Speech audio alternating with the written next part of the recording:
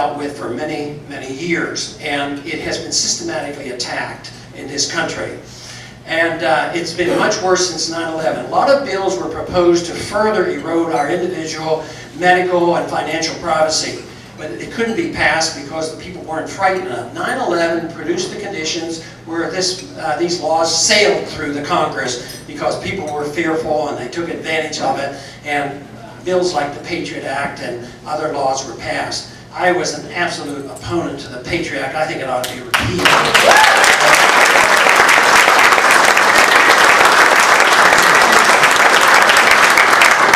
The other issue that is moving along quickly, and hopefully our state legislatures will rebel, as many of them have, and that is to not participate in the Real ID National ID card.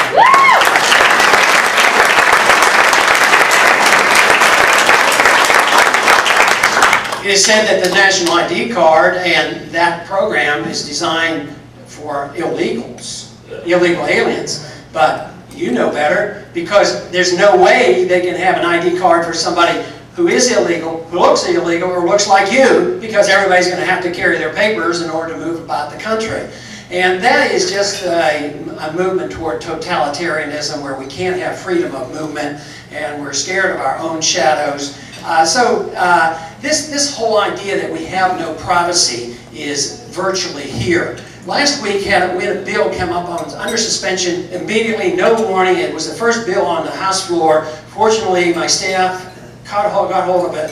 And it was one of the bills proposed by McCarthy of New York, who's a real gun grabber. And it came out of that incident in Virginia, you know, when students were killed. That's always another opportunity.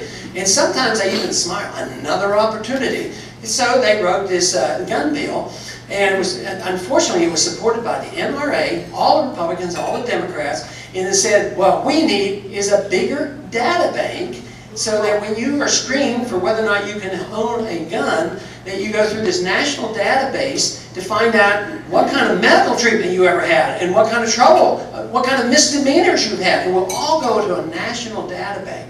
And I was astounded that there was so much support even from the NRA. Gun Owners of America strongly opposed it.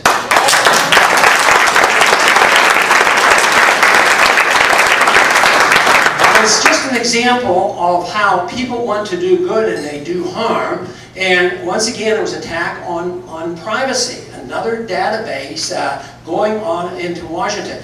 And they talk about, you know, mental instability. They want to make sure that you're in the database. But just think now, and I imagine a lot of you have heard of this move in Washington, and I've worked hard in opposing, but have not been successful, and that's compulsory mental health testing for every single kid in public schools. That's an outrage. Exactly. Just think of, though, when they do that, and they label some kid, or of course they've had some trial programs, and it looks like they're putting 10% of them on medication, you know, to quiet them down for the teacher's benefit, this sort of thing.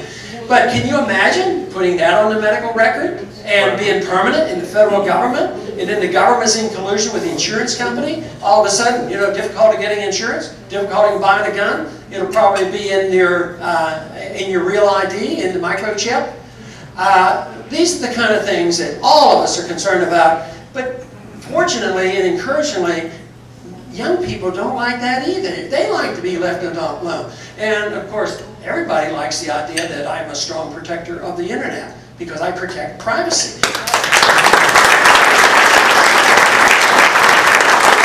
I don't want the internet to be taxed, and I don't want the internet to be regulated. Now this is a risky political position because immediately people say, well, don't you know there's some nasty things out there on the internet? Yeah, like television too.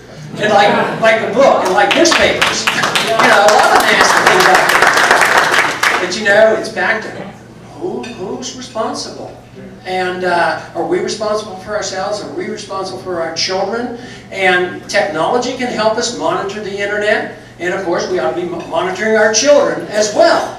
And so there are answers. But of course, what they would like to say is, oh, you don't care about protecting children against pornography. You know, and that's what they'll use against you.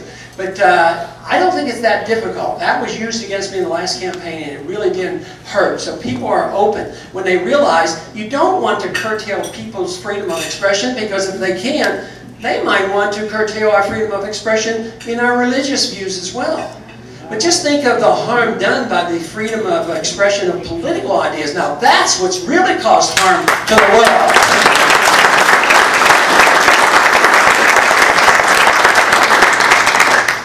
So to me, there's a lot of problems.